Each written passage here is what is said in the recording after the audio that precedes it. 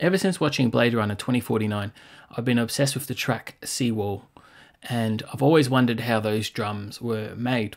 So I went about trying to create them, and this took me quite some time as I went through a few different revisions. They sound heavily processed, and at first I thought they might have been samples, and there might still be, I don't know. But I know that a lot of the soundtrack was rejected for orchestra and focused solely on synths. So what I've done is program Serum to create the drums, and then Repo to create this sort of like pulsing filter that you can sort of hear in the background as the track progresses. And it's not perfect, but it's my attempt, and hopefully I'll get better at it. So what we're hearing without the processing is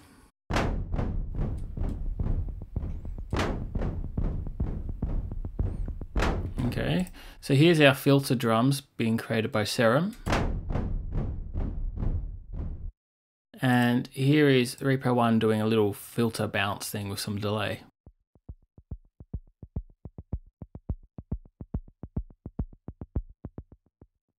So let's first take a look at Serum, see what I did here.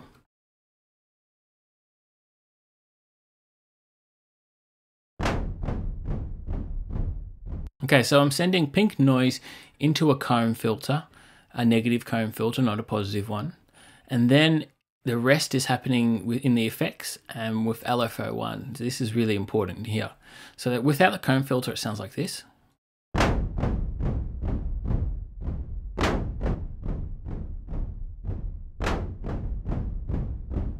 And it doesn't sound bad either way. I tried using the comb filter because I know Zebra 2 is used a lot in Hans Zimmer and anything he does. And it's a great synth, but unfortunately I don't own that. And Zebra 2 has a really awesome comb filter that is often used for these huge drum sounds. So the trick to the comb filter is I've tried to match the filter cutoff. First of all, it's key tracking, and then I've tried to match it to a pitch. So I set this oscillator on, and then tried to match that to the key tracking on the filter, which is quite hard to do. I don't know if I got it perfectly, but it seemed to work for me. Now with the filter engaged, you have this low pass frequency, which is going to cut off all the higher frequencies. So you get into that sort of sci-fi territory, or into the string modeling.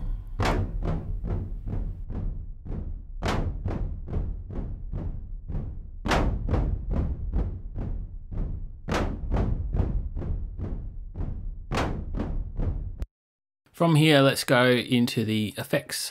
So the filter that's actually cutting away all those high frequencies is occurring over here. All right, I'm using the add bass filter. You can use any filter, but they all have the different sweet spots. So this is the most important thing, this shape here.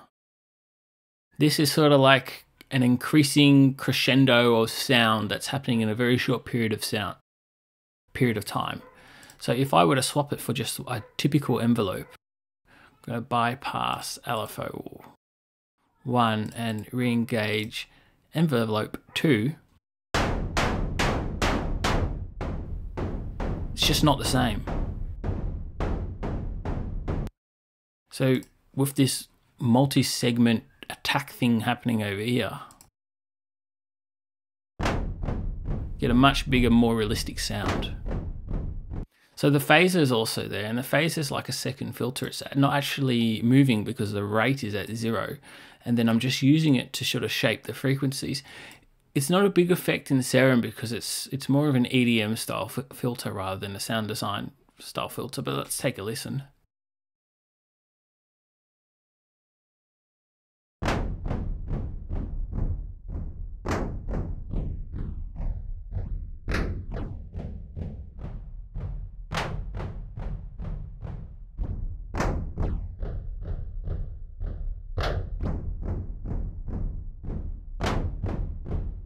So it just helps with that low end, okay? And without this add bass filter,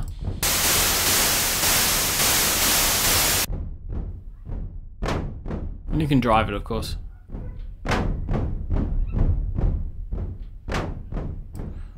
A little bit of hyper, don't even know if it needs to be there. I'm not actually using hyper, I'm using dimension just to give it a bit more stereo. And then a little bit of EQ. So the EQ is just cutting a little bit of the bass and boosting the upper.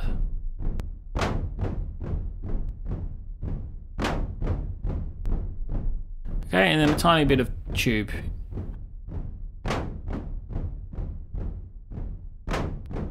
Okay, quite subtle effects.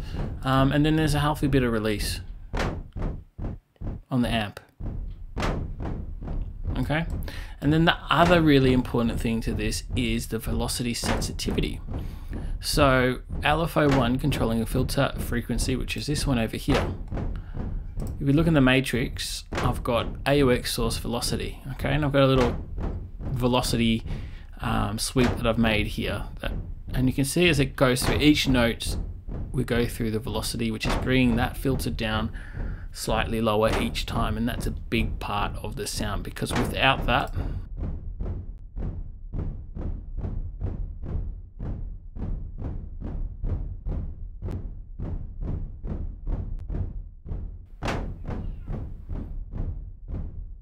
so that's that sound there. And there are a few more things you could do if you wanted to add randomness using chaos or note on random, and assigning those to things like the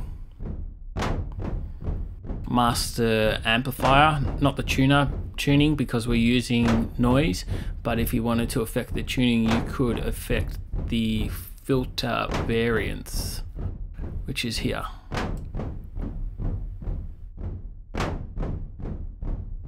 So that's the sound that I've started with, and also I've used pink noise, which is different. You get a different feel depending on which noise you use. So for example, ARP white.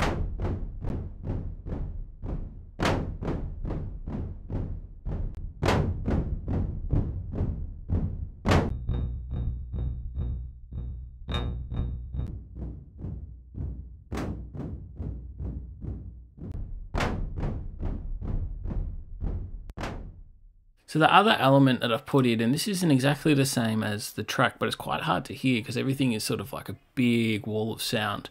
But as you're listening along, you sort of hear this pulsing happening, like a da-da-da-da.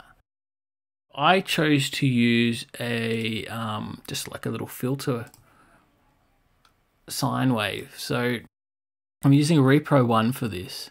And the most important thing in this is this filter resonance, because Repro's filter is very self-resonant. And you can hear it's quite quiet. It's in the background.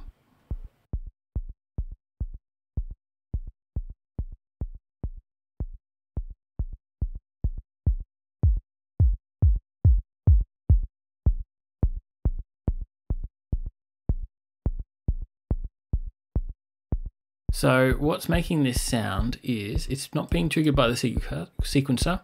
It's being triggered in my DAW. And then it's high amounts of resonance.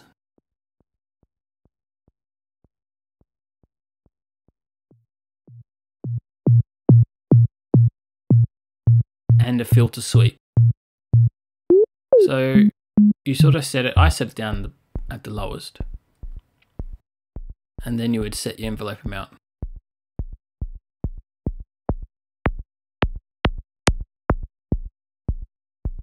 So I think I had something like that, and then you get your filter decay, start making kick drums, and also your amp envelope. So I then also added a tiny bit of jaws with fold modulation on here to bring it more present, thicker, but not, you know, taking over the sound, which is why I brought it down in the mixer. I'll leave that one. Looks like I had it about there.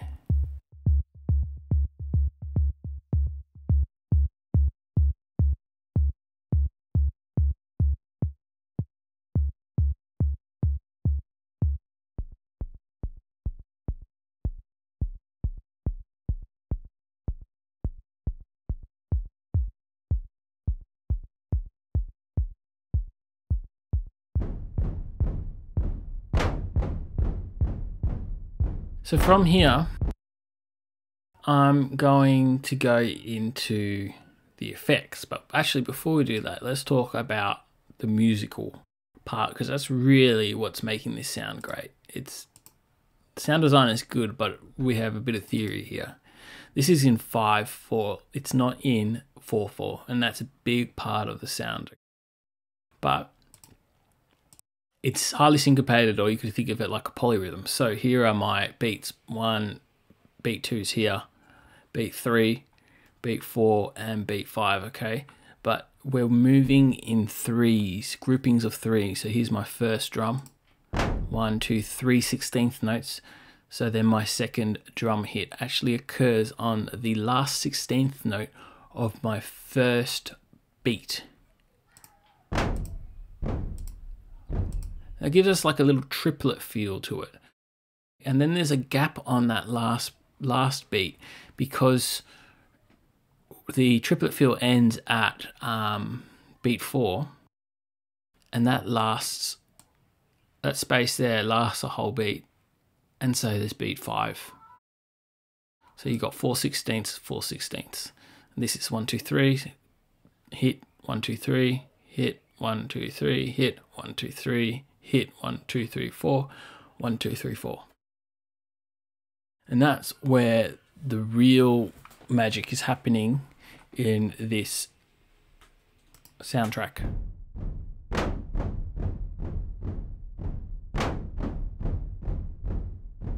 And for the sake of simplicity, I copied the same thing over here and edited it slightly. I don't believe I have key tracking on, so it doesn't really matter where it's being played. All right, now let's get into our sound design. So I started there and it still wasn't quite right. And I was thinking, is it real samples? Is it mixed in or blended in with samples and synths? And I came to the conclusion that they probably got a filter on top of this, and there's a lot of modulation going on as well, which I haven't included. So I had to play with Logic's Auto Filter and Filter Freak by Soundtoys. And I have a feeling they're probably using Soundtoys stuff, because I have read that they also use Crystallizer. Of course, there's a healthy dose of reverb, so there's also here little plate. So with little plate on,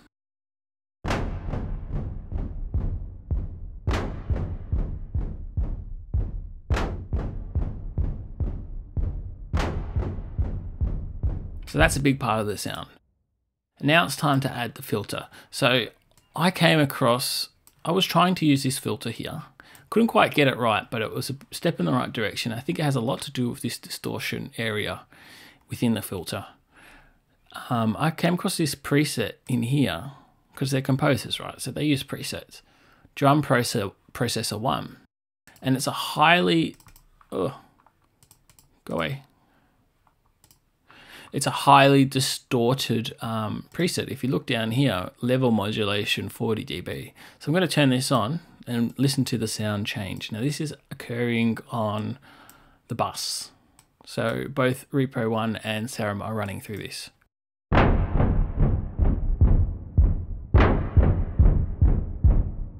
Okay, so there's a high level of distortion here, and there's also a crunch setting happening over here. The other thing to note is it's an 8-pole filter. So 2 is 12, 16. I'm guessing it just doubles as you go up. Sorry, not 12, 16, 12, 24, etc. 36, 48. I don't know. You tell me. So I edited this slightly, just adjusted the frequency and the level mod because it was at 60. So I brought it back to 40. And then I tried to do it with Logic's Auto Filter.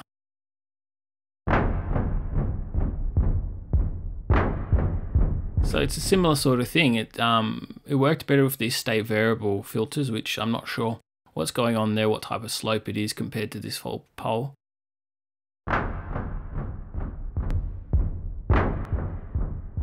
That's not a bad sound too, and you could try to EQ that outside of this or adjust the distortion and fatness and all of that, etc. So let's leave on Filter Freak, and that's pretty much the whole sound. From here, I just added a few little extra things like a tiny bit of RMS compression using a clean compressor.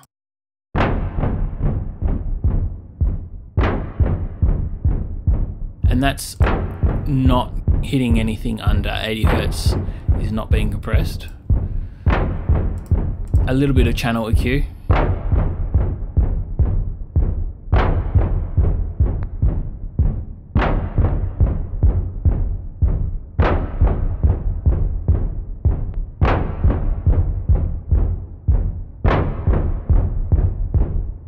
And then I also put some of the lower end into mono. So from 200 Hertz down, we're hitting mono.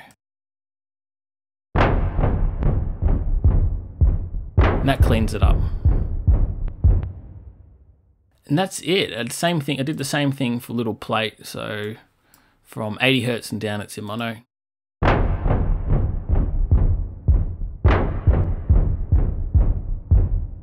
Maybe I'll leave that off.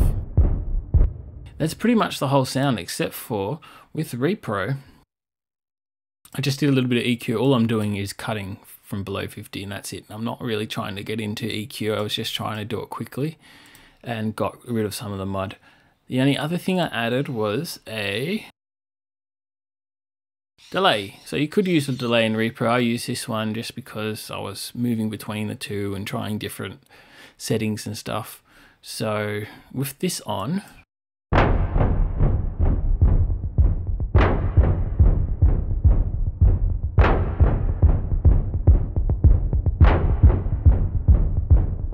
you sort of hear Repro come in and create this sort of pulsing towards the end. And you hear that along the track. Now, this is nowhere near as accurate as what's going on in the track, and I don't know whether I've just copied the same rhythmic rhythm and added the delay. I have no idea if he's got a delay on there or if he's actually programmed in where he wants each of these notes to occur. Maybe there's both. Who knows? And that's basically it. That's basically the seawall sound that I could come up with. There's still heaps you could do with this because I haven't done any major EQ or compression or anything like that. The reason I used Little Plate was because it just hit that sound immediately. I tried a few other delays and, you know, Little Plate had the sound that I wanted without me having to go in and use, say, Vintage Verb, but then use all the EQ to try to get it right. I did try with some samples here, and it's a completely different sound.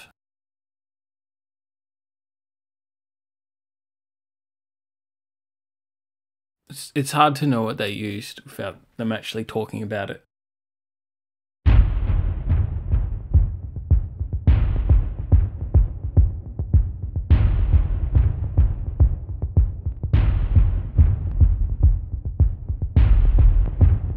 That's a good sound too. And that's by, who's this by? That's by, who was that by again? Sound something? Sound Iron. That's by Sound Iron. That's heavily distorted. That's one of their presets. And then there's also, I put this on, which is really just adding in some high end. But yeah, if you put these two on together,